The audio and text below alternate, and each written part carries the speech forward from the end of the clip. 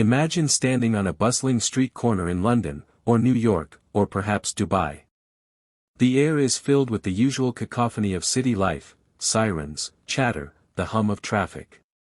But suddenly, the atmosphere shifts. The air changes as a low rumble vibrates through the pavement, climbing up your legs before exploding into a high-pitched scream that sounds like nothing else on earth. You turn your head, and for a split second, time seems to suspend. You see a flash of red paint that looks liquid and alive, rushing past the mundane gray of the city. It is a moment of pure, visceral interruption. Every single person on that street stops what they are doing. Businessmen pause their calls, tourists drop their maps, and children point. That is the power of a Ferrari. It is a power that has been carefully cultivated not just by engineering genius, but by one of the most ruthless and brilliant marketing strategies in the history of business. Most companies operate on a simple principle: saturation. If you make toothpaste, or sneakers, or smartphones, you want every person on the planet to buy one. You want your product in every hand. But Ferrari is different. Ferrari operates on a philosophy that seems completely backwards to the rest of the commercial world. They want to sell you a car, yes, but more than that, they want you to want it so badly that it physically hurts. This is the story of the Ferrari waitlist and the secret game played by billionaires and collectors to get their hands on the keys to the prancing horse. It is a story of desire, manipulation, and the ultimate velvet rope. It starts with the machine itself, a beast that sits on the asphalt not like a manufactured object, but like a predator waiting to pounce. But access to this predator is not granted to just anyone with a bank account. It is a privilege that must be earned. To understand this modern madness, we have to look back at the man who started it all. Enzo Ferrari. He was a man known for his stubbornness and his arrogance as much as his brilliance. He viewed his road cars merely as a way to fund his racing team, but he understood human nature better than any psychologist. He famously said that Ferrari will always deliver one car less than the market demands. That sounds like a simple math problem, doesn't it? But in reality, it is a psychological weapon. Think about the math of desire. If 500 people want a car and you build 499, then 499 people are happy.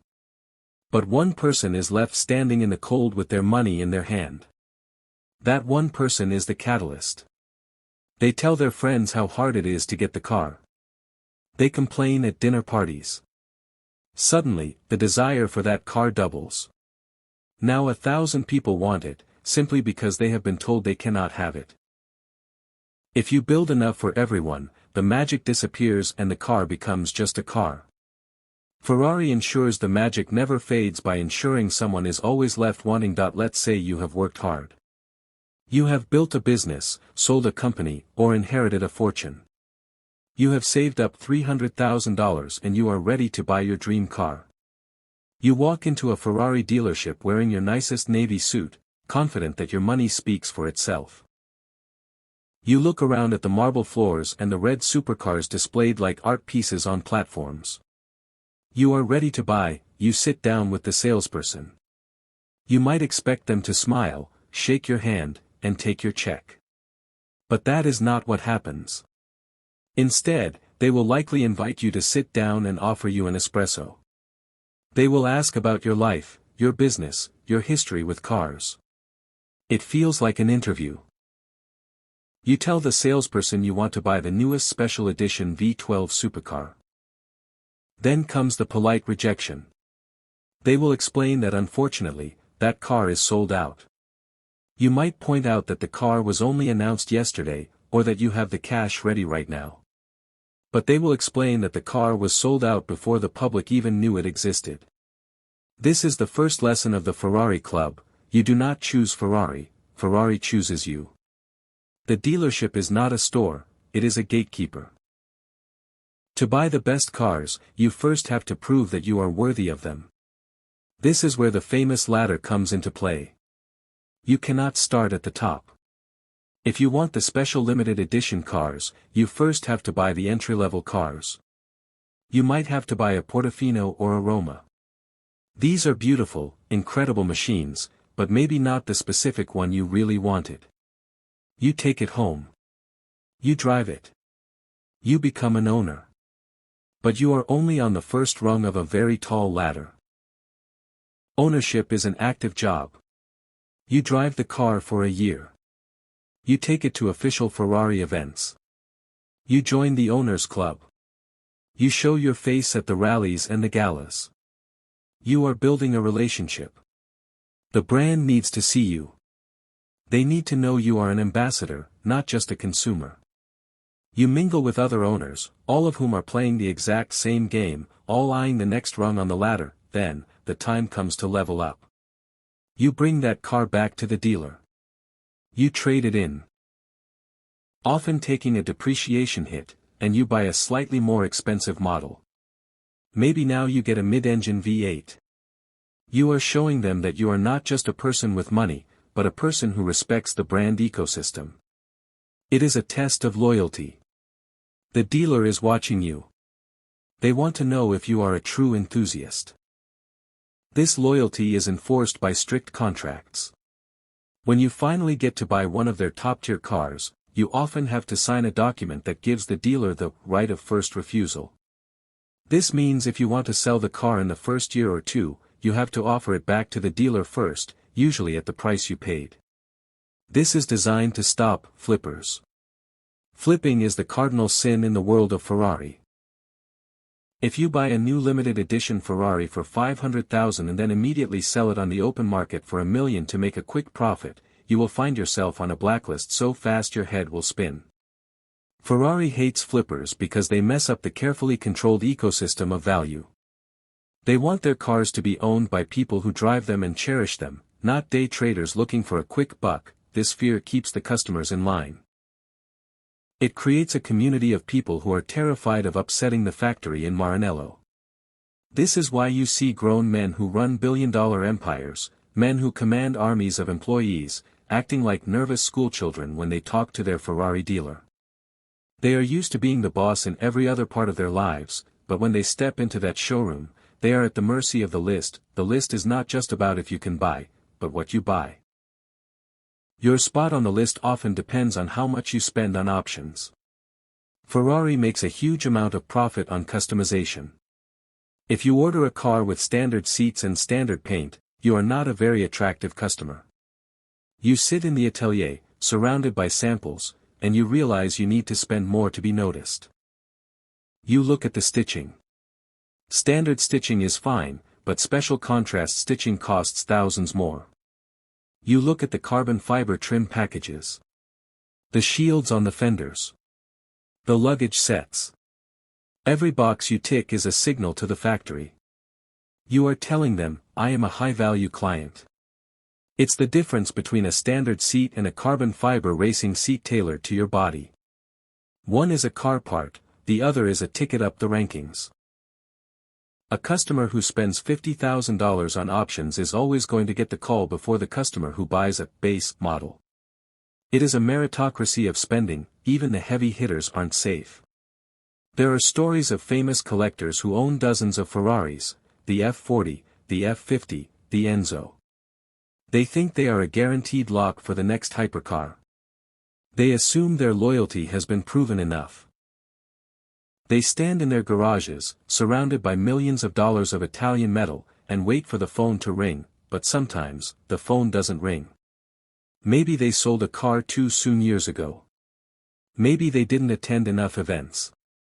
Maybe they just fell through the cracks of the algorithm. They call Maranello, and they are told they aren't on the list. It is a crushing blow. It is a reminder that in this world, nobody is safe. You are only as good as your last transaction. This uncertainty creates a psychological state called FOMO, fear of missing out. When Ferrari announces a new limited car, like the Daytona SP3 from the Icona series, the tension reaches a fever pitch. The car is unveiled in secret locations. The clients are told that there are only 599 being made. When a client receives that invitation, the price doesn't matter. $2 million. $3 million. It's irrelevant.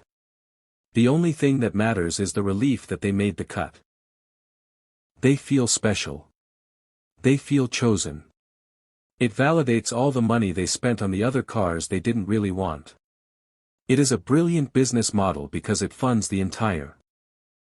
While other car makers have to spend millions on advertising to convince you to buy their cars, Ferrari spends almost nothing on traditional TV commercials. The cars sell themselves. The waitlist is the marketing.